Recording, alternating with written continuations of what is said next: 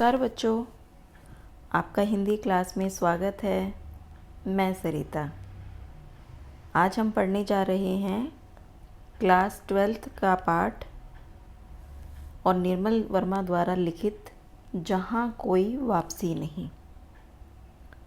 तो पहले हम निर्मल वर्मा जी के बारे में जान लेते हैं, जो इस पाठ के लेखक हैं। उनका जीवन परिचय, उनकी भाषा शैली आदि आदि। तो निर्मल वर्मा जी का जन्म 1929 ईस्वी में शिमला में हुआ था और इनका जो बचपन था वो ज़्यादातर पर्वतीय क्षेत्र में बीता, मतलब पहाड़ों में बीता। और बाद में इन्होंने जब अपनी उच्च शिक्षा दिल्ली आकर सेंट स्टीफन कॉलेज से पूरी की और अध्यापन कार्य शुरू कर दिया। प्रारंभ में ये मार्क्सवाद से प्रभावित थे और फिर भारतीय कम्युनिस्ट पार्टी के सदस्य भी बने थे, परंतु 1956 में इन्होंने पार्टी से त्यागपत्र दे दिया और चेकोस्लोवाकिया के प्राच्य विद्या संस्थान प्राग के निमंत्रण पर 1959 यानी कि 1959 में ये वहाँ गए और वहाँ रहकर उन्होंने चेक उपन्यासों तथा कहानियों का हिंदी अनुवाद किया। निर्मल वर्मा जी जो थे बेटे, जितना हिंदी में वो अच्छा लिखते थे उतना ही अंग्रेजी पर भी उनको अधिकार प्राप्त था। मतलब दोनों भाषाओं में वो आराम से अपना कार्य कर सकते थे। उन्होंने times of India, Hindustan times और यूरोप की सांस्कृतिक व राजनीतिक समस्याओं पर कई लेख लिखे और रिपोर्टाज भी लिखे। 1970 में फिर वे भारत लौट आए थे और मतलब स्वतंत्र रूप से लिखने लगे थे, किसी अखबार के लिए नहीं, किसी मैगज़ीन के लिए नहीं। मतलब अपना वो स्वतंत्र लिखते थे और जो उनको छापना चाहते थे तो वो उनको वो दे देते थे। सन 2005 में उनका देहांत हो गया था। उनके प्रमुख जो कहानी संग्रह हैं उनके नाम जान लेते हैं। परिंदे, जलती झाड़ी, तीन एकांत, पिछली गर्मियों में, कव्वे और काला पानी, बीच बहस में, सूखा तथा अन्य कहानियाँ। ये उनके कहानी संग्रह के नाम हैं। और जो उन्होंने उपन्यास लिखे उनके नाम वे दिन, लाल टीन की छत, एक चीथड़ा सुख, अंतिम अरण्य, रात का रिपोर्टर पर सीरियल भी तैयार किया गया। और जो उनके निबंध थे, शब्द और स्मृति, कला का जोखिम, ढलान से उतरते हुए, और यात्रा संस्मरण, हर बारिश में, चीड़ों पर चांदनी, धुंध से उठती धुन। और सन 1985 में उन्हें कव्य और काला पानी पर जो है साहित्य अकादमी पुरस्कार भी मिला था। और अगर हम उनके भाषा शिल्प की बात करें कि उनकी भाषा शैली कैसी थी, तो निर्मल वर्मा की जो भाषा शैली थी उसमें एक अनोखी कसावट थी।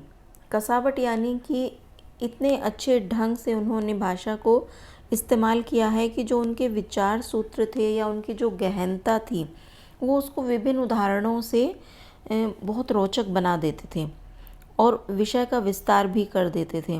तो विषय शब्द चयन में उनकी जटिलता बिल्कुल भी नहीं होती थी और वाक्य रचना में वो मिश्र और संयुक्त वाक्य यूज़ किया करते थे। स्थान स्थान पर उर्दू और अंग्रेजी के शब्द भी प्रयोग करते थे, जैसे कि हम लोग करते रहते हैं अपनी आम बोलचाल की भाषा में। हम प्योर हिंदी नहीं बोलते कभी भी, आपने नोट किया होगा, उसमें उर्दू के शब्द भी होते हैं, इंग्लिश के शब्द भी होते हैं। तो इसी तरह की भाषा का उन्होंने भी प्रयोग किया है। हाँ, उनकी भाषा शैली में जो है नवीन प्रयोगों की झलक ज़रूर मिलती है। मतलब उन्होंने नई नई भाषा को नए नए तरीके से प्रयोग किया है और मुहावरों का बहुत सटीक प्रयोग किया है, जैसे मटिया मेट होना, आफत टलना आदि, है ना। तो अब हम बात करते हैं हमारे पाठ्यक्रम में जो शामिल है पाठ उनका, जहाँ कोई वापसी नहीं। तो थोड़ा सा उसका पहले हम सार जान लेते हैं ताकि आपको समझने में आसानी हो कि इस पाठ के अंदर निर्मल जी हमसे क्या कहना चाह रहे हैं या उन्होंने अपनी बात जो वो पहुंचाना चाह रहे हैं उसका मतलब क्या है। जहाँ कोई वापसी नहीं यात्रा वृतांत धुंध से उठती धुन संग्रह से लिया गया है। उसमें लेखक ने पर्यावरण संबंधी सरोकारों को ही नहीं, विकास के नाम पर पर्यावरण विनाश से उपजी विस्थापन संबंधी मनुष्य की यातना को भी रेखांकित किया है। विस्थापन का मतलब होता है बेटे एक स्थान से दूसरे स्थान पर जाना। मतलब हमारे देश में ही नहीं, सभी देशों में ये एक समस्या के रूप में उभरी है कि जब हम देश में अपनी विकास की ओर नज़र डालते हैं या हमें लगता है कि हमें कुछ विकास करना है, तो उस विकास के तले बहुत से ऐसे व्यक्ति भी होते हैं जिनका बहुत कुछ उजड़ जाता है और उनका घर उनसे छिन जाता है। तो जैसे हमारे देश में बहुत से बांध बने हैं या बहुत सारी बिल्डिंग्स बनी हैं, तो उनको बनाने के लिए चाहे सरकार हो या प्राइवेट कोई भी कंपनी हो, तो उन्होंने वहाँ रहने वाले लोगों के घर छीने हैं। और छीनने से मतलब ये है कि ज़बरदस्ती छीने हैं वो बात नहीं, उसके बदले में उन्हें ज़रूर कुछ दिया जाता है, पर लेकिन एक इंसान जो बहुत समय से एक जगह रह रहा है, वहाँ से उसको उठाकर दूसरी जगह बसाना और उसमें जो जो संघर्ष होते हैं, जो चुनौतियाँ होती हैं, वो बहुत मुश्किल है बेटे।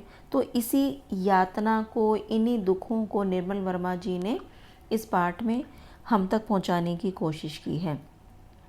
लेखक का यह मानना है कि अंधाधुंध विकास और पर्यावरण संबंधी सुरक्षा के बीच संतुलन होना चाहिए। मतलब कि जब भी हम विकास करें तो हमें पर्यावरण का भी ध्यान रखना चाहिए, नहीं तो विकास हमेशा विस्थापन और पर्यावरण संबंधी समस्याओं को जन्म देता रहेगा। मतलब जहाँ हम विकास करेंगे उसके पीछे पीछे हमें समस्याओं का भी सामना करते रहना पड़ेगा और मनुष्य अपने समाज, संस्कृति और परिवेश से विस्थापित होकर जीवन जीने के लिए विवश होता रहेगा।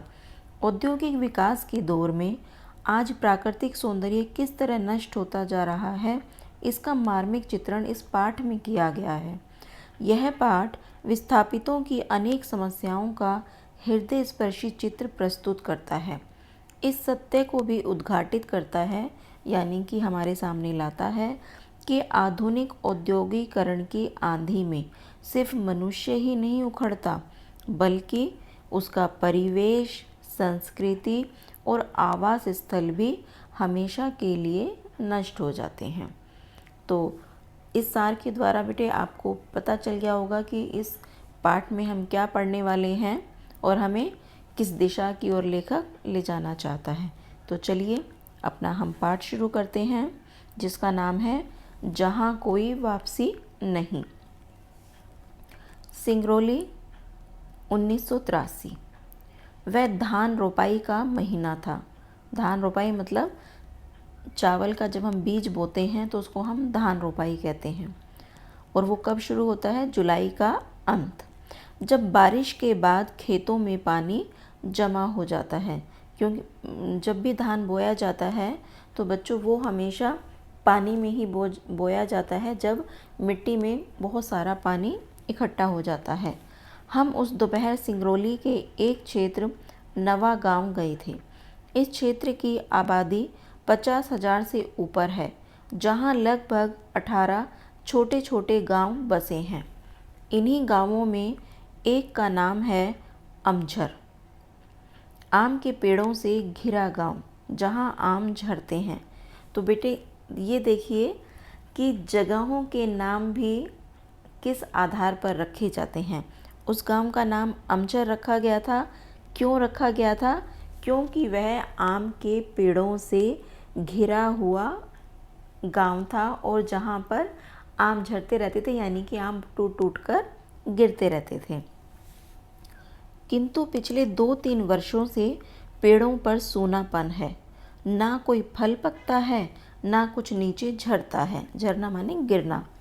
कारण पूछने पर पता चला कि जब से सरकारी घोषणा हुई है कि अमरोली प्रोजेक्ट के अंतर्गत नवा गांव के अनेक गांव उजाड़ दिए जाएंगे, तब से ना जाने कैसे आम के पेड़ सूखने लगे। आदमी उजड़ेगा तो पेड़ जीवित रहकर क्या करेंगे? तो देखिए बच्चों, यहाँ पर लेखक अपने इन वाक्यों को द्वारा हमें कितनी संवेदना दिखाने की कोशिश कर रहा है कि जब लोगों के उजड़ने की बारी आती है तो वहाँ का जो माहौल है, प्रकृति है, उस पर भी असर पड़ना शुरू हो जाता है।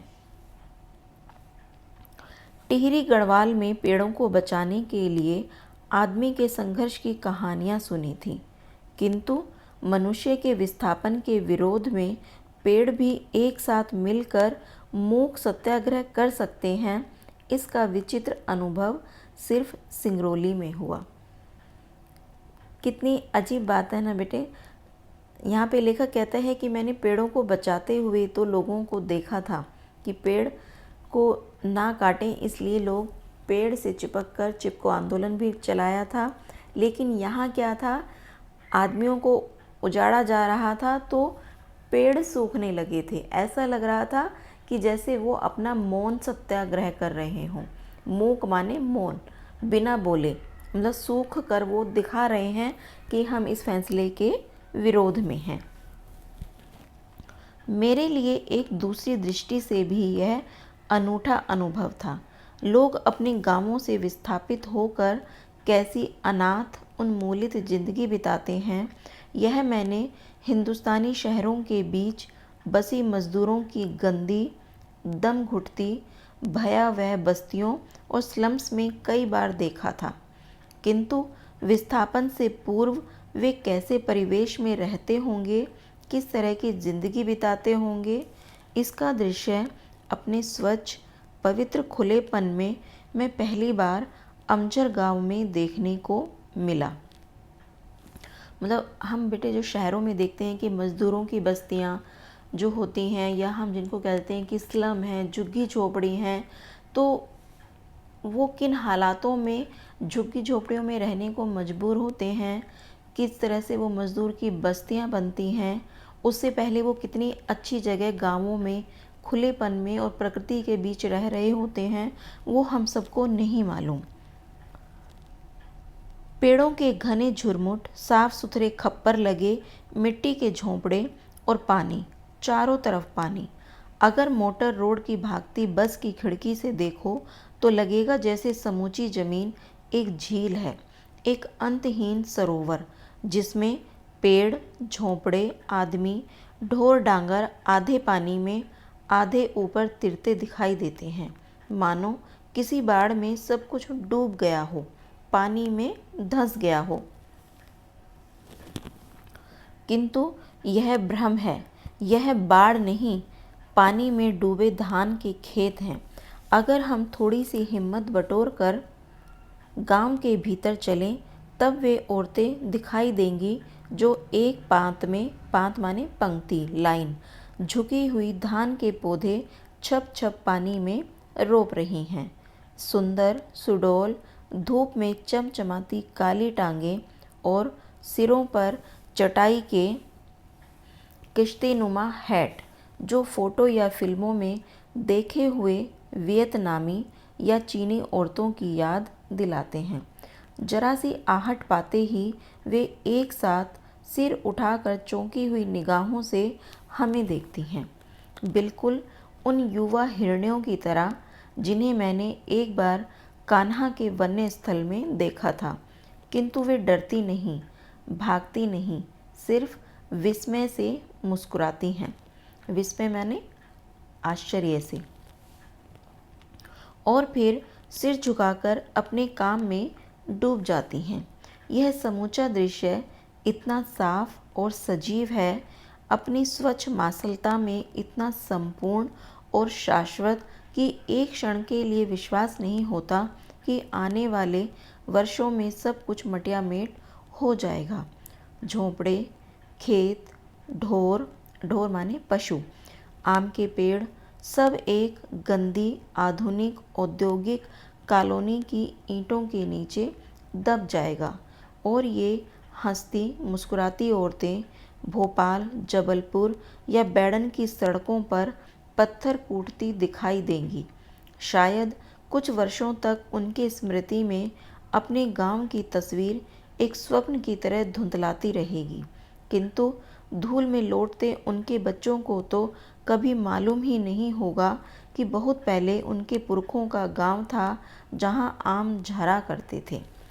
मतलब ये देखिए कि किस तरह से परिवर्तन होता है लोगों के जीवन में। लेखक किस तरह से वहाँ की सुंदरता का वर्णन कर रहा है कि धान बोती जो युवतियां हैं इतनी सुंदर लग रही हैं, वहाँ की प्रकृति एकदम खुशनुमा है और कुछ दिनों बाद वो सब वहाँ से हट जाएगा और वहाँ पर बहुत बड़ी बड़ी बिल्डिंगें खड़ी हो जाएंगी और ये सारी जो खुशहाली है, औरतों की मुस्कुराहट है, वो सब कहीं पर दूर चली जाएगी और वे बेचारी अगले पल में कहाँ नज़र आएंगी, सड़कों पर। कहीं पे कोई पत्थर कूट रही होगी क्योंकि मज़दूर बन जाएंगे।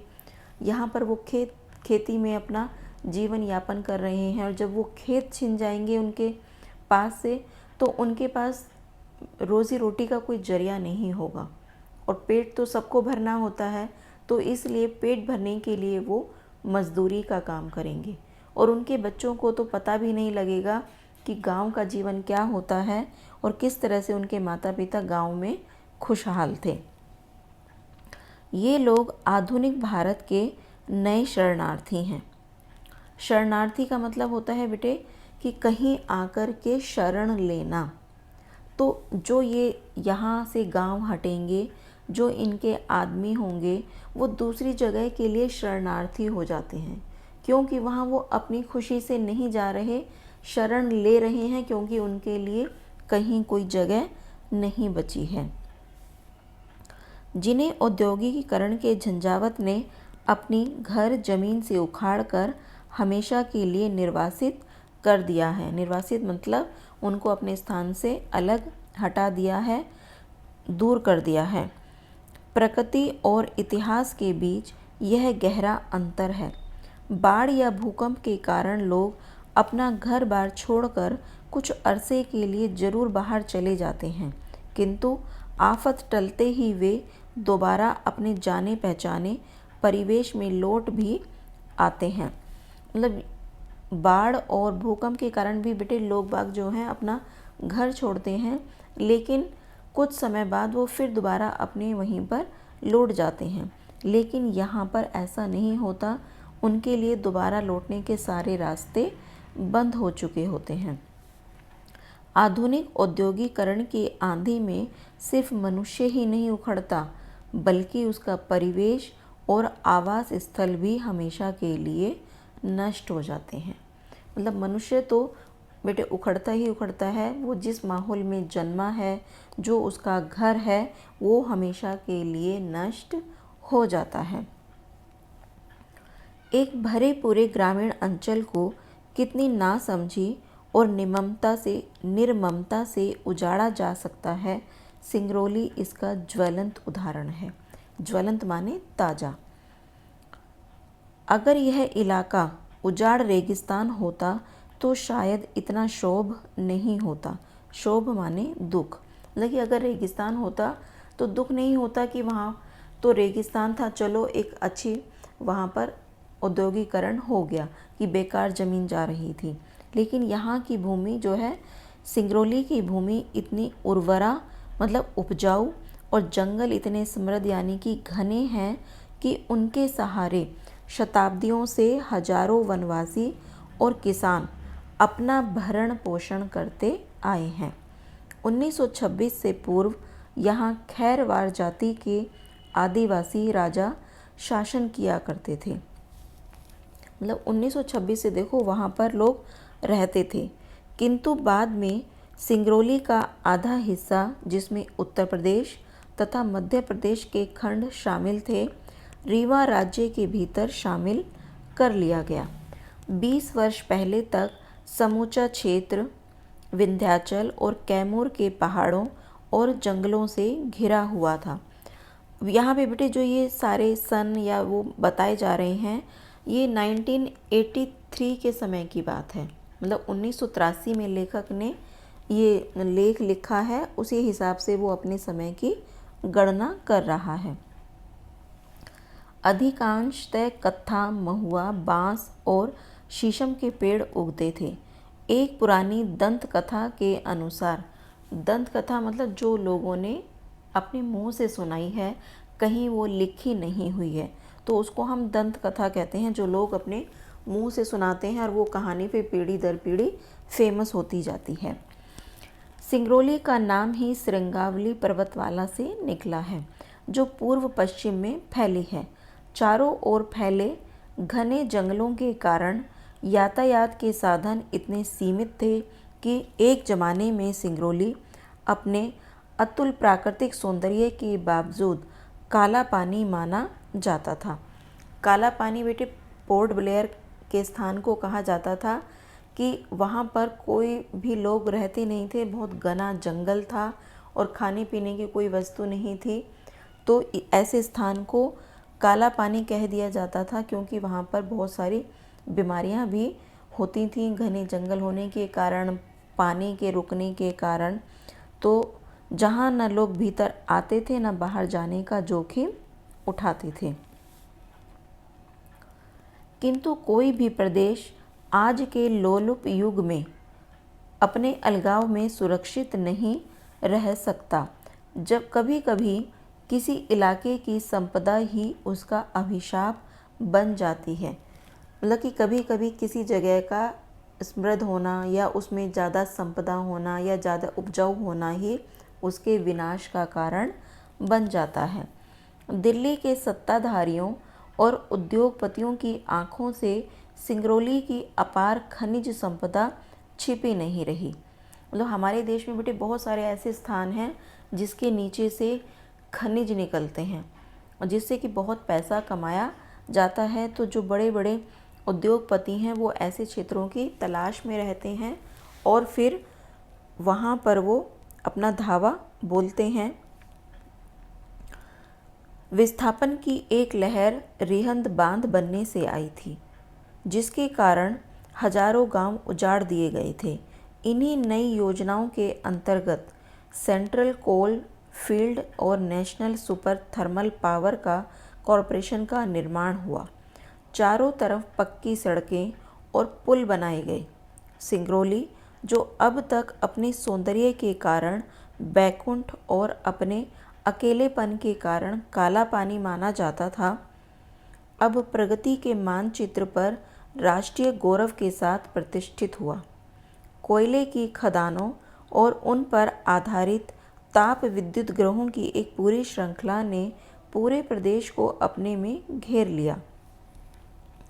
जहां बाहर का आदमी फटकता न था, वहां केंद्रीय और राज्य सरकारों के अफसरों, इंजीनियरों और विशेषज्ञों की कतार लग गई। जिस तरह जमीन पर पड़े शिकार को देखकर आकाश में गिद्धों और चीलों का झुंड मंडराने लगता है, वैसे ही सिंगरौली की घाटी और जंगलों पर ठेकेदारों, वन अधिकारियों और सरकारी कारिंदों माने कर्मचारियों का आक्रमण शुरू हुआ। कितना अच्छा उदाहरण दिया है निर्मल वर्मा जी ने यहाँ पर कि किस तरह से एक अच्छी खासी सुंदर प्रकृति के बीच जो गांव बसा हुआ था सिंगरौली, उसके हड़पने के लिए लोग बार बार वहाँ पर चक्कर लगा रहे थे कि किस तरह से उसको अपने कब्जे में किया जाए। विकास का यह उजला पहलू अपने पीछे कितने व्यापक पैमाने पर विनाश का अंधेरा लेकर आया था, हम उसका छोटा सा जायज़ा लेने दिल्ली में स्थित लोकायन संस्था की ओर से सिंगरौली गए थे। मतलब कि किस तरह से जहाँ विकास होता है उसी तरफ लोगों का के लिए वो एक अंधेरा लेकर भी आता है। तो इसी का जायज़ा लेने जो है निर्मल वर्मा कोई संस्था रही होगी उस समय लोकायन, उसके साथ वो सिंगरौली गए थे।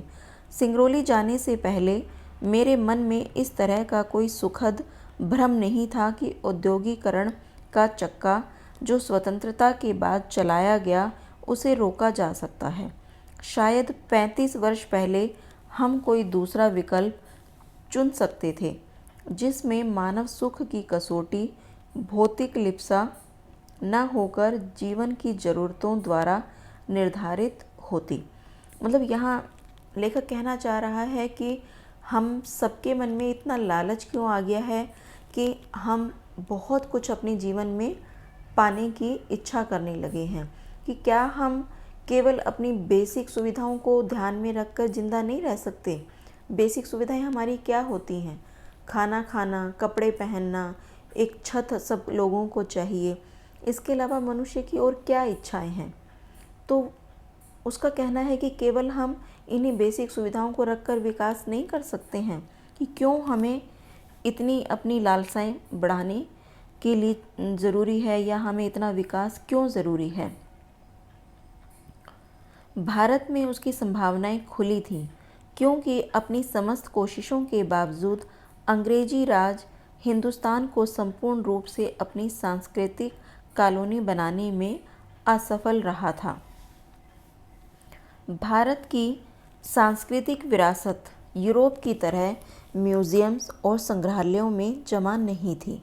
वह उन रिश्तों से जीवित थी जो आदमी को उसकी धरती, उसके जंगलों, नदियों, एक शब्द में कहें उसके समूचे परिवेश के साथ जोड़ते थे। अतीत का समूचा मिथक संसार पोथियों में नहीं, इन रिश्तों की अदृश्य लोपी में मौजूद रहता था। यूरोप में पर्यावरण का प्रश्न मनुष्य और भूगोल के बीच संतुलन बनाए रखने का है। भारत में यही प्रश्न मनुष्य और उसकी संस्कृति के बीच पारंपरिक संबंध बनाए रखने का हो जाता है। स्वातंत्र्योत्तर मतलब स्वतंत्रता के बाद भारत की सबसे बड़ी ट्रेजेडी यह नहीं है कि शासक वर्ग ने औद्योगिकीकरण का मार्ग चुना। ट्रेजेडी यह रही है कि पश्चिम की देखा देखी और नकल में योजनाएं बनाते समय प्रकृति, मनुष्य और संस्कृति के बीच नाजुक संतुलन किस तरह नष्ट होने से बचाया जा सकता है, इस ओर हमारे पश्चिम शिक्षित सत्ताधारियों का ध्यान कभी नहीं गया। हम बिना पश्चिम को मॉडल बनाए अपनी शर्तों और मर्यादाओं के आधार पर औद्योगिक विकास का भारतीय स्वरूप निर्धारित कर सकते हैं। कभी इसका ख्याल भी हमारे शासकों को आया हो, ऐसा नहीं जान पड़ता। तो ये हमारा लेसन यहाँ पे समाप्त होता है पाठ। तो लास्ट के पैराग्राफ में लेखक जो समझाना चाह रहा है कि किसी की होड़ करके आगे बढ़ना अच्छा नहीं होता, बल्कि हम अपने परिवेश, अपनी प्रकृति, अपनी इच्छाओं को सामने रख कर अगर उन्नति करें तो वो ज़्यादा बेहतर होता है। यूरोप में हम होड़ तो करते हैं, पर हम ये नहीं देख पाते कि यूरोप में बहुत अच्छी तरह से बैलेंस बना करके विकास किया जाता है। वहाँ पर मनुष्य को भी सामने रखा जाता है। लेकिन हमारे भारत में ये ट्रेजेडी है, मतलब ये दुखदायक है कि जो हमारे यहाँ पर सरकारें हैं वो कहीं ना कहीं इंसान को, मनुष्य को वो ध्यान में नहीं रखते। वो अपने भारत को ध्यान में नहीं रखते कि हमारे भारत में पर्यावरण की रिक्वायरमेंट क्या है, हमारे भारत में रहने वाले मनुष्यों की ज़रूरतें क्या हैं, उनको हम बर्बाद होने से कैसे बचा सकते हैं, उसमें कैसे तालमेल बिठा सकते हैं। तो ये बहुत ज़रूरी है भारत में रहते हुए भारत के लिए सोचना। तो निर्मल वर्मा का मुख्य उद्देश्य यही है कि हम सबको विकास करते हुए हम सबसे, यानी कि हम भी उसमें शामिल हैं, हमारी सरकार भी उसमें शामिल हैं, हम उसमें जो सत्ताधारी लोग हैं वो भी शामिल हैं, कि हम सबको, सब लोगों के ज़रूरतों, सुविधाओं को ध्यान में रखते हुए विकास की ओर बढ़ना चाहिए, उस रास्ते की ओर बढ़ना चाहिए। तो इस पाठ का सार यही है बेटे। तो ये यहाँ पर हम इसको समाप्ति करते हैं। जल्दी फिर मिलेंगे नया पाठ लेकर। और मैं आपसे ये कहना चाहूँगी कि अगर आपको ये मेरा पाठ पसंद आता है तो बेटे आप इस चैनल को सब्सक्राइब कर लीजिए, और बेल नोटिफिकेशन की जो बेल है उसको भी आप प्रेस कीजिए, ताकि अपने आप जैसे ही मैं आपके पास ये अपलोड करूं तो जल्द से जल्द बच्चों को ये मिल जाए और वो इसको पाठ को पढ़ सकें और इसका उपयोग कर सकें। तो धन्यवाद।